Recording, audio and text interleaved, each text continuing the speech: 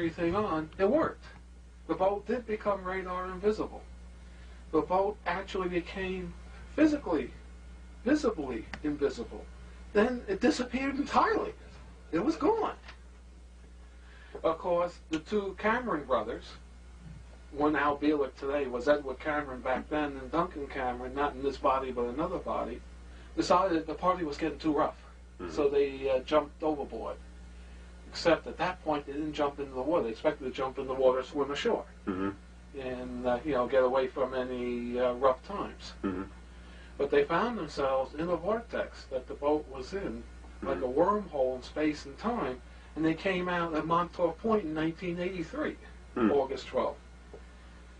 And it's debatable whether they came out above ground in a grassy field or they came out below ground in the big antenna structure that was in the underground. We don't really know for sure because there is information that had both possibilities.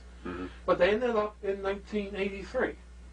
So they jumped 40 years. Yeah, they jumped 40 years because the wormhole was from Philadelphia, 1943, all the way to Montauk, 1983.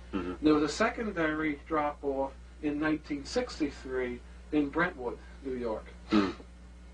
And the two guys found themselves in 1943, in 1983. Of course, they went back and forth a number of times. So it's a very convoluted story, so it's hard to really give a quick synopsis. So they were taken from 83 and sent back to the ship. Is that what you're saying?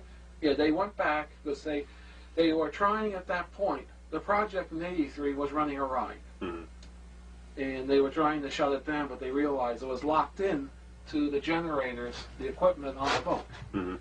So somebody, we believe it was Duncan here, had to go back to the boat and smash all the generators. Al Bielek, of course, believes he was in on it. We don't know for sure. Somebody went back, smashed the generators.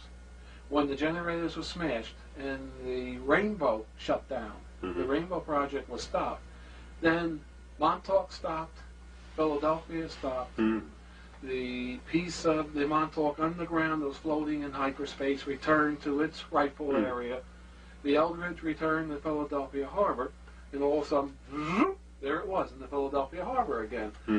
Of course, they couldn't raise the Eldridge. They couldn't get anybody on the radio. You know, they would get a carrier a couple of times, but they weren't able to get anything that made any sense from the Eldridge, so they sent a launch out to the Eldridge to find out what happened. And what they found is they found people wandering aimlessly around the deck of the ship.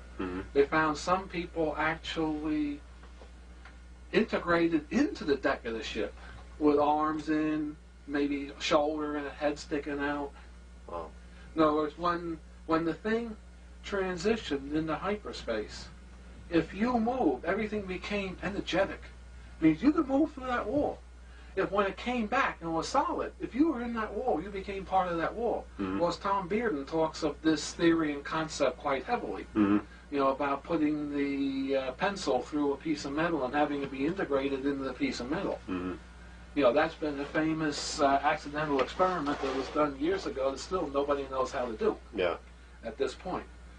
But either way, the Navy saw, yes, the experiment worked. It was a tremendous success, but it also literally destroyed the mind of the men on the ship. So it was a success, but it was also a failure. So, of course, they abandoned that project, and they dumped the money into the Manhattan Project and developed the atomic bomb, bombed the bejesus out of the Japanese, and got us to win the war that way. In the meantime, they had won the German front essentially through psychological means.